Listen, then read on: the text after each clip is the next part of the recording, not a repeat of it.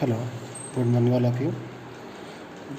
Welcome back online classes LMIC। हमने जो last class छोड़ी थी वो गाउस के नियम से अपरिमित अचालक समरूप आवेश परत के कारण विद्युत क्षेत्र की तीव्रता, मतलब कि कोई एक सिलेंडर है और सिलेंडर को बीच से कट कर दिया और उसके बीच में कोई हमने आवेशित प्लेट रख दिया, तो उसके कारण विद्युत क्षेत्र की तीव्रता क्या होगी गाउस के नियम से, वो हमने लास्ट क्लास में पढ़ा था। ठीक है, अब हम इस क्लास में पढ़ेंगे नेक्स्ट उसके आगे कि गाउस जो लॉ है उसके और क्या क्या प्रयोग है, उनकी सहायता से हम और क्या क्या कर सकते हैं। ठीक है, तो सबसे पहले आप हेड डालिए, आवेशित खोखले गोले के कारण विद्युत क्षेत्र की तीव्रता। हेड डालें, इधर से दिखाई दे रहा है, गुड। चलिए इधर हेड डालें, आवेशित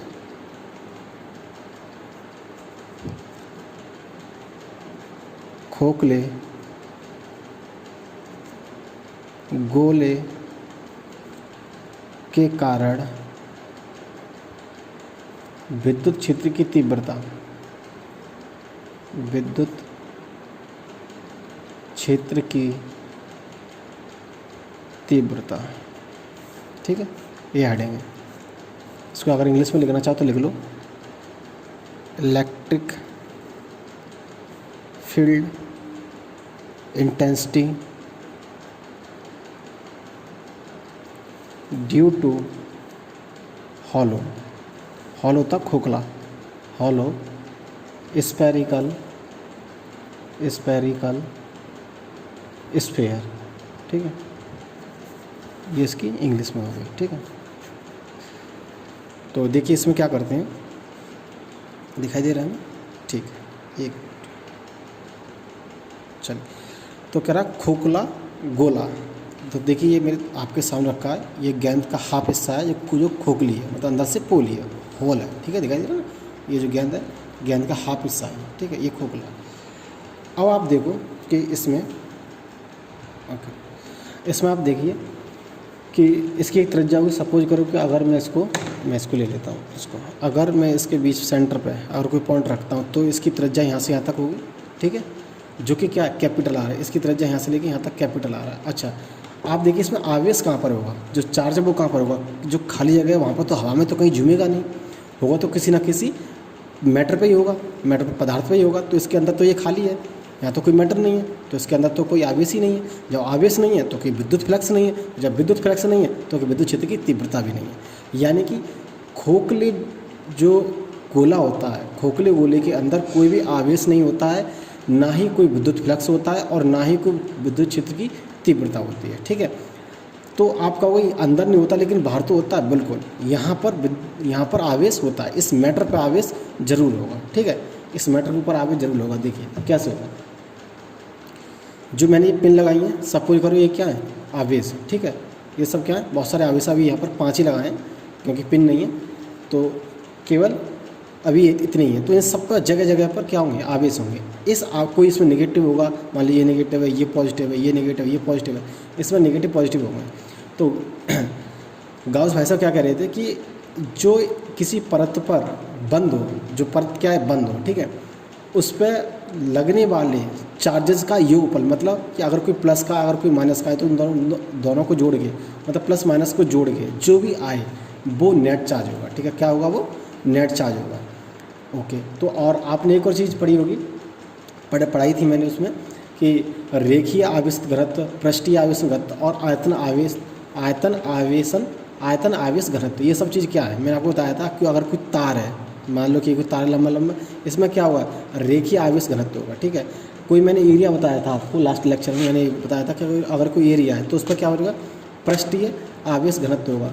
और मैंने आपको बताया था कि अगर कोई गोला है, ठीक है, अगर कोई गोला है तो उस पर क्या होगा, वॉल्यूम होगा। ठीक है, वॉल्यूम वाइज। तो यहाँ पर देख रहे हैं हम कि झड़ क्या खोखला गोला है, खोखला गोला और गोले में फ़र्क है। इस वाले गोले में, इस वाली गेंद में और इस वाली गेंद में फ़र्क है। ये खोखली है और ये ठोस है, देख रहे हो आप, ये ठोस है, ये खोखली है। तो आयतन वाला इसमें लगेगा, लेकिन खोखले में क्या लगेगा, इसका जो ये वाला एरिया है, सॉरी ये बाहर वाला, ये वाला, इसका जो एरिया ये क्या है, ये पृष्ठीय क्षेत्रफल है। क्या है? पृष्ठीय क्षेत्रफल। तो हम कह सकते हैं कि इसमें जो आवेश का घनत्व का डिस्ट्रीब्यूशन होगा वो कैसे होगा? क्या होगा? वो होगा पृष्ठीय आवेश घनत्व। पृष्ठीय आवेश घनत्व। ये क्या चीज़ बताई थी मैंने आपको? इससे किसे नोट करते हैं? सिग्मा से नोट करते हैं, जो क्या होता है? टोटल चार्ज अपॉन उसका एरिया। ठीक है, ये वाला एरिया। ये क्या है? ये इसका हॉलो है, इसीलिए इसका एरिया। अगर ये ठोस होता तो यहाँ पर क्या आया था? आयतन आया था। अगर इसकी जगह पे, इस गेंद की जगह पर अगर ये वाली गेंद होती ठोस, तो फिर यहाँ पर आयतन आया। ओके, तो इसका एरिया क्या होगा? और एरिया क्या होता है इसका? सर्किल का एरिया 4πr²। ठीक है, तो हम यहाँ पर लिख सकते हैं कि सिग्मा बराबर 4πr²। ठीक है, अब जैसे कि मैं बता रहा हूँ आपको, मैंने कोई खोखला गोला लिया था। ठीक है, इसकी जो त्रिज्या वो आर है, इसके सरफेस पर क्या ये चार्ज रखें। ठीक है, ये क्या है? आर है, यहाँ से लेके यहाँ तक की आर। ठीक है, तो अगर इसके नीचे अगर मैं 1 मान लूँ तो इसका क्रॉस मल्टीप्लाई करूँ तो क्या होगा? ये Q बराबर सिग्मा इंटू 4πr²। यहाँ तक किसी को कोई दिक्कत नहीं होनी चाहिए। ठीक है, कोई दिक्कत नहीं है यहाँ तक। अब आगे आप हेड डालें। मान लो कि ये मैं जो गोला बता रहा हूँ आपको, अगर कोई पॉइंट है तो इस गोले के अंदर है। मान लो कि हमने मान लिया यहाँ पर कोई सेंटर पर ना होकर कोई कुछ दूरी पर क्या है? एक गोला है। जैसे कि आप हेड डालें पहले। जब बिंदु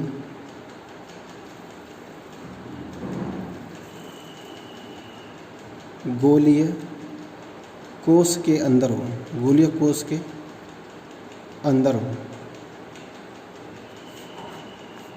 कैसे? मान लो कि गोला है, कोई खोखला गोला है। ठीक है, और इसके अंदर एक और गोला है। ये किसके अकॉर्डिंग है? ये गाउस नियम का अकॉर्डिंग है। ठीक है, गाउस नियम को बोलते हैं कि एक क्लोज लूप हो। ठीक है, तो जो छोटा वाला गोला है उसकी सेंटर से दूरी आर है, और जो बड़ा वाला गोला है, मैं गोला बार बार इसीलिए बोल रहा हूँ, गोले का मतलब है हॉलो, खोखला गोला। ठीक है, जो बड़ा वाला गोला है उसकी सेंटर से दूरी आर है। क्लियर? और इसके इस पे सरफेस पे क्या है? ये चार्ज है। ठीक है, चार्ज। ओके, तो इस चार्ज के कारण हमें फ्लक्स निकालना है और विद्युत क्षेत्र की तीव्रता निकालनी है। तो अगर हम फ्लक्स की बात करें तो फ्लक्स की डेफिनेशन क्या है? कि जो फील्ड इंटेंसिटी है, यानी कि विद्युत क्षेत्र की तीव्रता इनटू एरिया, ये डॉट होता है। ठीक है, इनटू एरिया, और ये वेक्टर क्वांटिटी है। ठीक है, क्या ये? वेक्टर क्वांटिटी है। तो ये जब मैं वेक्टर हटाऊंगा तो यहाँ पर क्या आ जाएगा? ये कॉस आ जाएगा, क्योंकि डॉट प्रोडक्ट में कॉस होता है और क्रॉस प्रोडक्ट में साइन होता है। यहाँ पर ये कॉस थीटा। ठीक है, तो हम कह सकते हैं इस प्रकार की फाई बराबर इंटीग्रेशन ds कॉस थीटा। ठीक है, अब देखिए कि ये वाला, इधर देखिए, ये जो आप देख रहे हैं ये एक स्फीयर है, इसके ऊपर क्या है? ये तुम्हारे आवेश है। ठीक है, ये चार्ज तुम्हारा डिस्ट्रीब्यूशन, चार्ज की डायरेक्शन क्या है? ऊपर की ओर। चार्ज की डायरेक्शन क्या है? ऊपर की ओर। और आप इस सरफेस को देखें, आपको ये सरफेस दिखाई दे रहा है, इस सरफेस को देखें, इसकी भी डायरेक्शन क्या है? सेम, ऊपर की ओर। यानी कि विद्युत क्षेत्र की तीव्रता और विद्युत क्षेत्र जो है उसकी डायरेक्शन क्या है? सेम है। यानी कि इस पर लगने वाला आवेश की डायरेक्शन ऊपर की तरफ और इस एरिया की डायरेक्शन ऊपर की तरफ। तो थीटा 0, जैसे थीटा 0 होगा कॉस 0 की वैल्यू क्या होती है? 1। तो हमें यहाँ से फ्लक्स मिल जाएगा कि, ठीक है, अब जो मैं ds है, ये ds क्या है? ये छोटे एरिया की बात हो रही है। ठीक है, जैसे अगर मैं इंटीग्रेशन से इसको हटाऊंगा तो ये क्या हो जाएगा? ये हो जाएगा तुम्हारा, तो जैसे यहाँ से कॉस के बराबर कॉस की वैल्यू 1 हो जाती है, तो फ्लक्स बराबर क्या होता है कि a इंटू ds। ठीक है, यहाँ तक कोई दिक्कत नहीं होनी चाहिए किसी को। ये तो हो गया, ये फ्लक्स की डेफिनेशन के अनुसार था। अच्छा, गाउस की डेफिनेशन क्या है? गाउस क्या कहते हैं? गाउस के नियम से, वो क्या कहते हैं कि नियम से वो क्या कहते हैं, जो फ्लक्स है वो किसके बराबर, फ्लक्स इस रीजन में जो भी नेट चार्ज होगा, इस रीजन में जो भी पॉइंट कहाँ पर रखा है, इस खोखले गोले के अंदर कहीं रखा है। सपोज करो कि मैंने यहाँ पर मान लिया, ठीक है। तो अब खोखला गोला है, गॉस के नियम क्या है कि फ्लक्स किसके बराबर होता है, जो टोटल चार्ज है वो अपॉन एप्सिलॉन नॉट, ये होता है, ठीक है।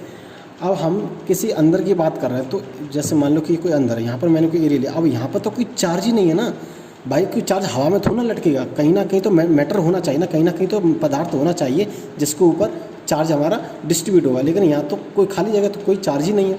तो इसीलिए जैसे यहाँ पर अंदर की साइड चार्ज नहीं है तो कोई तीव्रता भी नहीं है, तीव्रता नहीं है तो जैसे क्यू की वैल्यू यहाँ पर रखेंगे तो फ्लक्स बराबर क्या आ जाएगा, जीरो। जैसे ही फ्लक्स जीरो होता है तो ऑटोमेटिकली ई भी क्या हो जाता है, ज़ीरो हो जाता है, ठीक है। तो हम कह सकते हैं कि खोखला गोला होता है, उसके इनसाइड मतलब अंदर की साइड इंटेंसिटी क्या होती है, ज़ीरो होती है, ठीक है। उसके अंदर की इंटेंसिटी क्या होती है, ज़ीरो होती है। दूसरी हेडिंग डालें, मतलब पहला क्या है वो सेंटर पे हो, और दूसरा क्या है, पहला वो कहीं पर इस एरिया के अंदर हो, दूसरा पॉइंट क्या है इस वाले एरिया के बाहर हो। जैसा आपको दिखाई दे रहा है, पहले हमने पॉइंट लिया था अंदर, अब पॉइंट लेते हैं हम बाहर की साइड, मतलब कि इसकी पर्दे की साइड। तो जैसे हम बाहर की साइड लेंगे तो हेडिंग केस नंबर दूसरा होगा। केस नंबर दूसरा क्या है, जब बिंदु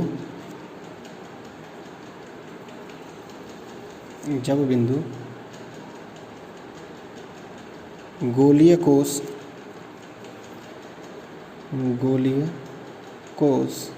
के बाहर हो, बाहर की साइड हो, ठीक है, बाहर स्थित हो, तब क्या होगा, बाहर स्थित हो।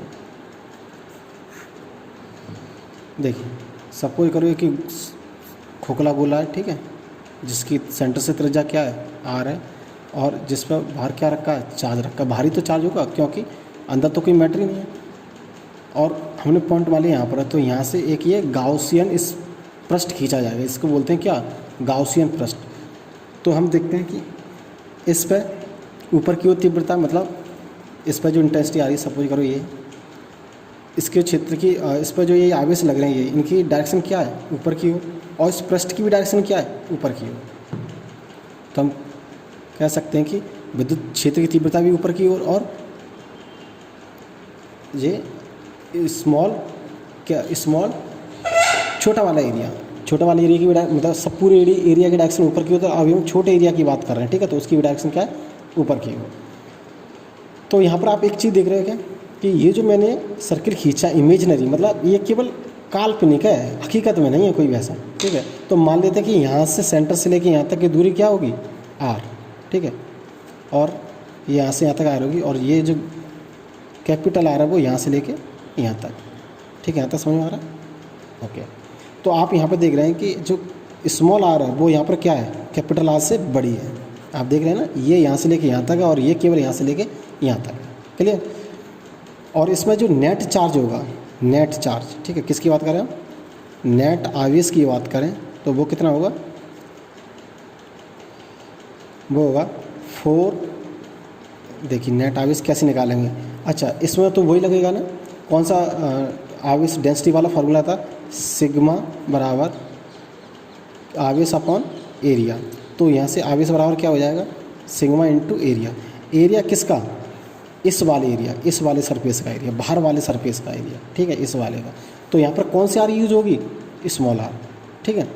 अच्छा एक बात देखिए, ये जो मैंने इतना दूर कर दिया है, ऐसा इतना है नहीं, सपोज करो कि ज़्यादा से ज़्यादा कहाँ तक है, इसकी पर्दी तक है, कहाँ तक, इसकी पर्दी तक, ठीक। अब देखिए जो नेट आवेश की हम बात करते हैं, जैसे सपोज करो ये सरफेस है, इस पर जो नेट आवेश है, इन सब का योगफल, कोई प्लस का कोई माइनस का है, वो सब, और ये वाला एरिया। अभी हम किसकी बात कर रहे हैं, जो हमारा चार्ज कहाँ रखा है, इसी पे तो रखा है, बाहर वाले पे तो कोई रखा नहीं। तो जहाँ पर चार्ज रखा है वो चार्ज और उसका एरिया, तो इसका एरिया क्या है, 4πr², यही होता है ना सर्किल का एरिया, ठीक है। तो Q बराबर क्या होगा, 4πr² इंटू सिग्मा, ठीक है। यहाँ तक कोई दिक्कत नहीं होनी चाहिए किसी को, क्लियर। ओके, अब फ्लक्स बराबर क्या होता है? फ्लक्स बराबर होता है E इंटू डी ए। पिछले वाले में हमने डी एस लिया था। डी एस मतलब एरिया है, चाहे आप ऐसे डिनोट कर लो चाहे ए से डिनोट कर लो, मैं यहाँ पर ए से डिनोट कर रहा हूँ, ठीक है। तो ये होती है फ्लक्स की डेफिनेशंस। और इसके साथ में जैसे अगर मैं इस वेक्टर को उठाऊंगा तो क्या आ जाएगा, फिर ये कॉस आ जाएगा, ठीक है। मैंने यहाँ लिख दिया कॉस। अब जैसे कि मैं आपको बार बार बोल रहा हूँ कि ये जो आवेश है इनकी डायरेक्शन ऊपर की ओर और इस एरिया की डायरेक्शन क्या है, ऊपर की ओर। तो दोनों की डायरेक्शन सेम, एंगल 0, कॉस 0 की वैल्यू 1।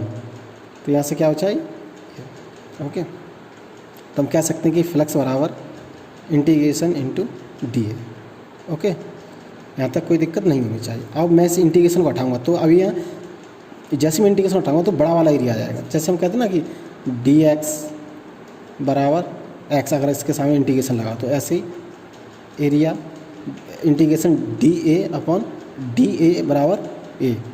तो जैसे ही मैं इसका इंटीग्रेशन उठाऊंगा तो यहाँ पर क्या आ जाएगा, ए, ठीक है। ये तो हो गई यहाँ तक इंटेंसिटी हो गई, समीकरण फर्स्ट। अब गाउस भाई साहब क्या कहते हैं, गाउस के नियम से वो क्या कहते हैं कि जो फ्लक्स है वो किसके बराबर है, net charge upon epsilon not के बराबर है, ठीक है। इन दोनों को हम, ये भी फ्लक्स, ये भी फाई और ये भी फाई, इन दोनों को हम बराबर कर देंगे, ठीक है, एप्सिलॉन नॉट। अब देखिए जो ये ए है वो कौन सा है, ये वाला है, ठीक है। ये जो हमने गॉसियन पृष्ठ बनाया ये, ठीक है। यहाँ तक समझ आ रहा है ना, ये वाला जो पृष्ठ है वो वाला एरिया है, ठीक है। तो इस वाले पृष्ठ के लिए आर क्या है, तो इस वाले पृष्ठ के लिए क्या हो जाएगा एरिया, ए बराबर 4 पाई स्मॉल आर, इस वाले के लिए, ठीक है। और जो आप यहाँ पर जो आर देख रहे हैं, ये चार्ज किस पे है, इस वाले पर चार्ज है, बाहर वाले पृष्ठ पर कोई भी चार्ज नहीं है। तो हम इस वाले पृष्ठ पर बात कर रहे हैं, इस पे जो आवेश डिस्ट्रीब्यूट होगा वो वहाँ पर आर ये आएगी, ठीक है। तो यहाँ पर हम इसकी वैल्यू रख देंगे, स्मॉल ए की वैल्यू यहाँ पर रखेंगे तो क्या होगा 4 पाई आर स्क्वायर, और इसकी जगह पर हम क्या रखेंगे, ये 4 pi R square sigma upon epsilon nought, ठीक है। इससे हम इसको काट देंगे, क्लियर। तो क्या बचेगा यहाँ से, sigma R square upon epsilon not R square, ठीक है। इधर का 4 पाई और इधर का 4 पाई ये कैंसिल आउट हो जाएगा, यहाँ से बचेगा ये, ठीक है। तो ये किस पर, तो हम कह सकते हैं कि ई आउटसाइड मतलब बाहर की साइड कितनी होगी,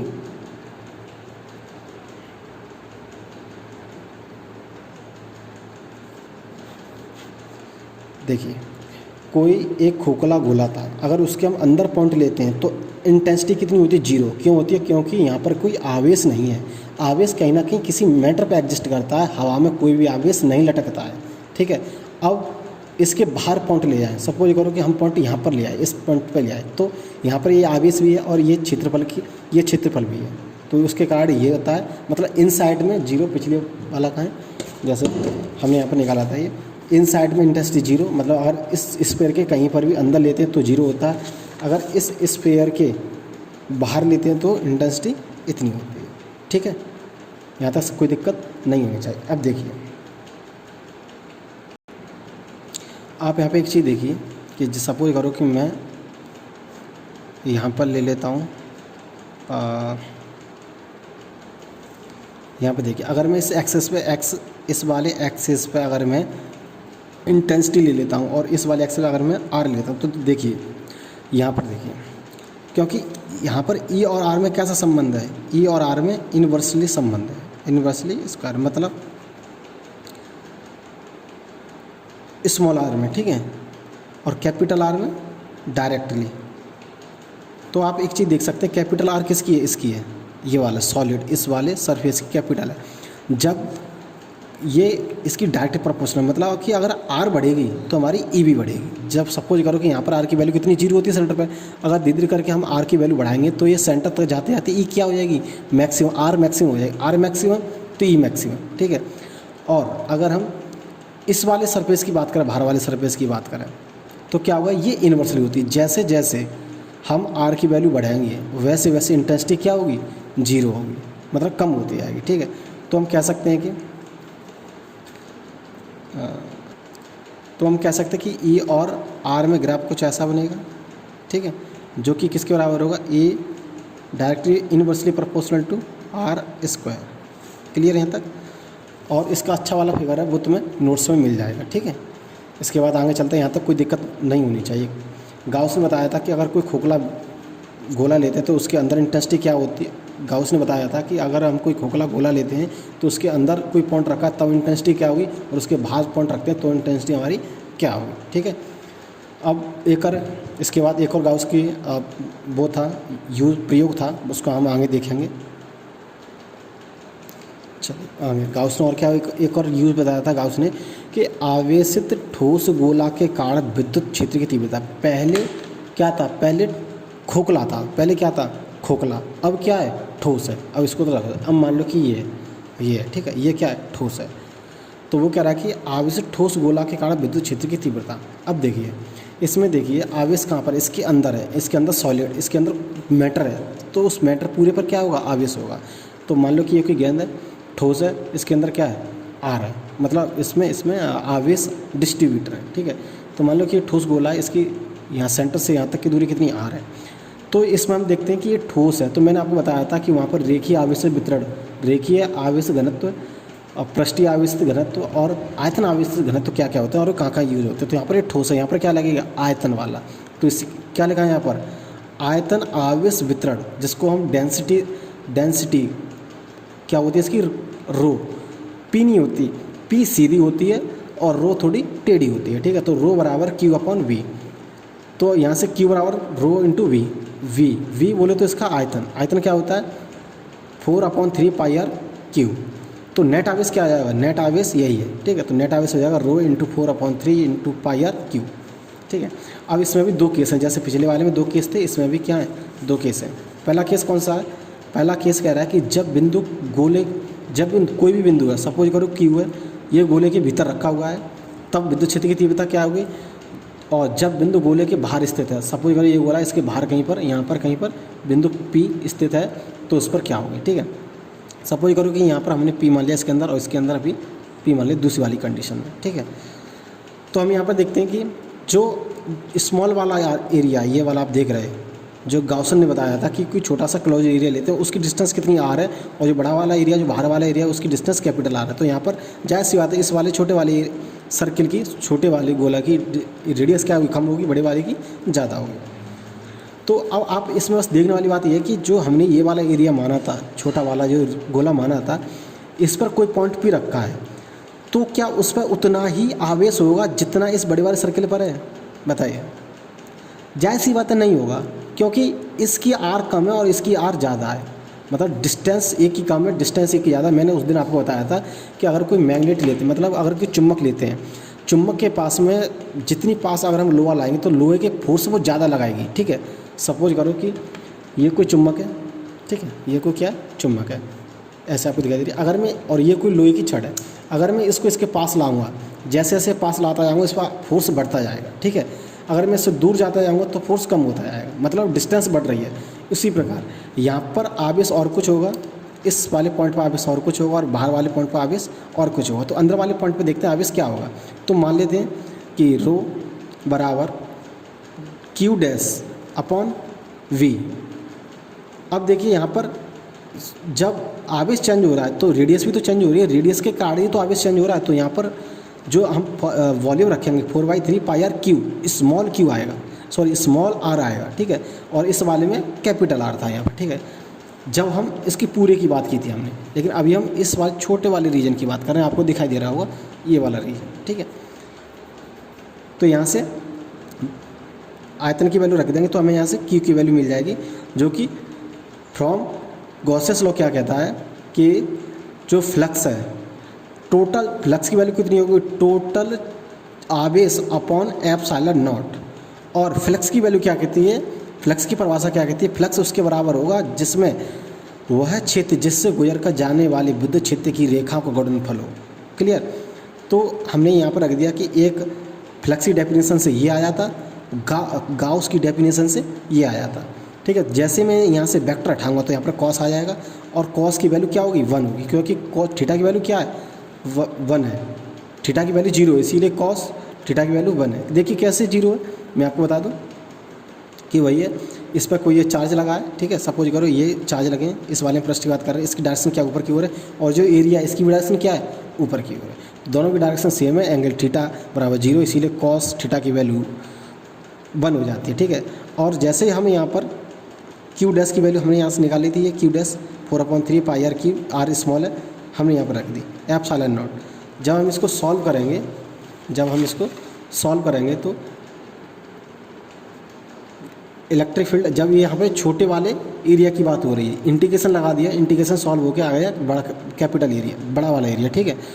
जब एरिया की वैल्यू रखेंगे, कौन सा एरिया, ये वाला एरिया, इस वाले एरिया की वैल्यू रखेंगे तो 4 पाई आर स्क्वायर, इसकी वैल्यू यहाँ से कट पिट के हमारी ये आ जाता है, ठीक है। अब ऐसे ही जब बिंदु गोले के बाहर स्थित है, मान लो कि ये कोई गोला है, इसके बाहर यहाँ पर कहीं स्थित है बिंदु, तो क्या होगा, अब आवेश तो केवल यहीं तक है, आवेश तो केवल इस गोले ही तक है, आवेश इसके बाहर तो नहीं है, तो आवेश हमारा इस पर बटा हुआ है, तो यहाँ पर भी नेट आवेश क्या हो जाएगा 4/3 पाई आर क्यू, इसके कारण, ठीक है। यहाँ पर कैपिटल आर स्मॉल आर नहीं आएगी, क्योंकि आवेश केवल यहीं तक है, इसमें आवेश यहाँ तक था, इसमें पूरी में था, इसमें केवल यहाँ तक है, तो इसीलिए हम नेट आवेश निकालेंगे वो हम कैपिटल आर से निकालेंगे, ठीक है। तो जैसे हमने ये सॉल्व किया था, ये वाला दिखाई दे रहा है, ये वाला, वैसे हम इसको सॉल्व करेंगे और हमारी ये फाइनल वैल्यू कट पिट के ये आ जाए, ठीक है। यहाँ तक किसी को कोई दिक्कत नहीं होनी चाहिए। ओके, अब इसका हम ग्राफ रिप्रेजेंटेशन देख लेते हैं। सपोज करो कि कोई ठोस स्फीयर है, ठोस गोला है, इसके अंदर चार्ज भरे पड़े हैं, ठीक है। तो जैसे जैसे हम सेंटर से, जैसे सपोज करो कि ये यहाँ पर देखिए, अगर हम यहाँ से आर की वैल्यू क्या अभी कम है 0 है, जैसे जैसे यहाँ तक आउटवर्ड जाएंगे तो आर की वैल्यू बढ़ेगी, और जब आर की वैल्यू बढ़ेगी, देखिए यहाँ पर देखिए, R is directly proportional to E, R is directly proportional to E, मतलब अगर आर बढ़ेगी तो ई भी बढ़ेगी। कैसे, लीनियरली, अगर एक आर बढ़ी तो एक ई भी बढ़ी। तो सपोज करो कि ये इसका ओरिजिन था यहाँ, और ये क्या ई है और ये क्या आर है, जब हमारी आर बढ़ी तो हमारी ये इंटेंसिटी भी बढ़ी, मतलब इलेक्ट्रिक फील्ड की इंटेंसिटी भी बढ़ी, ठीक है। अब जैसे हम यहाँ पर पहुँच गए, अब इसके आगे तो कोई चार्ज नहीं है, इसके आगे तो कोई चार्ज है नहीं, तो जैसे जैसे बढ़ते जाएंगे अब हमारी इंटेंसिटी क्या है, कम होती जाएगी, अब हमारी इंटेंसिटी क्या है, कम होती जाएगी, ठीक है। ये देखिए यहाँ पर क्या है, ई इज़, इस वाले आर की बात कर रहे हैं भाई, इससे ये वाले आर क्यों, क्योंकि देखिए ये इसमें देखिए ये वाले आर है ना, यहाँ तक तो आर थी, और इधर जाएंगे तो मतलब हमें इस वाले पृष्ठ पर निकालना है ना, बाहर वाले पे, तो हम इस वाले आर की बात करेंगे। तो स्मॉल आर में और ई में क्या फ़र्क है, इन्वर्सली प्रोपोर्शनल, इसीलिए ये ऐसे हो जाता है। स्क्वायर किसी भी चीज़ पे स्क्वायर है तो उसका ग्राफ फिर ऐसे बनता है, ठीक है। यहाँ तक कोई दिक्कत नहीं होनी चाहिए। चलिए, तो आज की क्लास को यहीं एंड अप करते हैं। अगर किसी को कोई कन्फ्यूजन है तो कमेंट बॉक्स में लिख के बताएं कि हमको ये कन्फ्यूजन है, मैं पूरी कोशिश करूँगा कि आपकी कोई भी कन्फ्यूजन ना हो और आप दिन पर दिन ज़्यादा से ज़्यादा अच्छी तरीके से सीखें। और ज़्यादा से ज़्यादा मैं आपसे कहना चाहता हूँ कि इस यूट्यूब चैनल को ज़्यादा से ज़्यादा लोग सब्सक्राइब कर लें, और आप सब्सक्राइब के बगल में घंटा बटन भी होता है उसको भी दबा दें, ताकि आपको हर न्यू वीडियो की नोटिफिकेशन मिल सके और आप जान सकें कि आपके फिजिक्स का सिलेबस कहाँ पर चल रहा है। ओके, धन्यवाद।